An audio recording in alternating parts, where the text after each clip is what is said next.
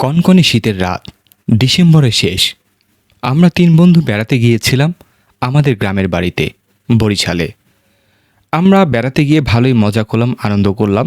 এখন রাতের বেলা অনেক ঠান্ডা, হাড় হিম করা শীত।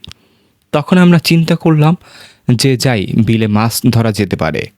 আমার বন্ধু যে একটি আছে, সে বলল যে চল মাছ ধরে কি আর করব।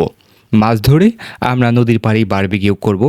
তো যেই ভাবা সেই কাজ, আমরা প্ল্যান করলাম। সারাদিন মাছ ধরার যাবতীয় যন্ত্রপাতি গুছিয়ে নিলাম, জাল ডাল আরও যা যা আছে গুছিয়ে নিলাম। নিয়ে আমরা রাত ঠিক 12:30টায় বেরিয়ে পড়লাম তিন বন্ধু ঘর থেকে।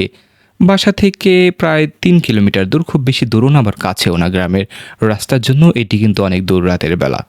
যাই হোক, আমরা তিন বন্ধু সব কিছু গুছিয়ে বিলের উদ্দেশ্যে রওনা দিলাম। সুন্দর মতো বিলের কাছে পৌঁছালাম এবং বড় বড় দুটি মাছ ধরলাম। সাথে আমরা রুটিও নিয়ে গিয়েছিলাম, বাসা থেকে অনেকগুলো রুটি বানিয়ে নিয়ে গিয়েছিলাম। ওখানে বারবিকিউ করে রুটির সাথে খাওয়া যাবে। তো যেই ভাবা সেই কাজ, আগুনের জ্বালানো যন্ত্রপাতি বা আনুষঙ্গিক সব কিছু নিয়ে নিয়েছি।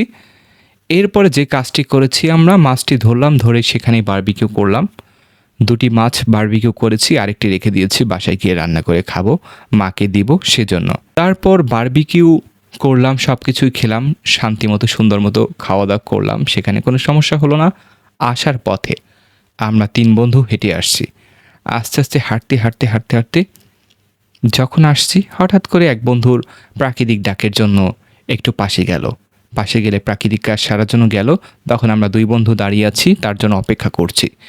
একটু পরেই, মাত্র 20 সেকেন্ড পরেই আমাদের বন্ধু চলে আসতো। আসার পরে আমাদের সাথে হাঁটছে, কিন্তু তার কথাবার্তা কেমন যেন চুপচাপ। আমরা জিজ্ঞাসা করলাম, কিরে সমস্যা হয়নি তো? এত তাড়াতাড়ি তোর মধ্যে ধরে গেল, খাইতে না খাইতে? এই ধরনের মজা করছিলাম, কিন্তু সে কোনো উত্তর দিচ্ছে না। হাঁটতে হাঁটতে হাঁটতে হাঁটতে আমরা অত নর্মালভাবে নিলাম, আমরা অত চিন্তা ভাবনা করলাম না, কি আর হবে।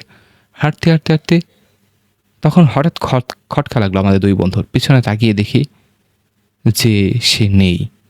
বাড়ির কাছে গেলাম, যাওয়ার পরে হঠাৎ করে আবার তাকে দেখি। তাকে দেখার পরে বললাম, কিরে তুই হঠাৎ করে উধাও হয়ে গেলি, আবার কোথায় গেলি? সেই রাতটি কেটে গেল, আমরা কোনো সন্দেহ করলাম না।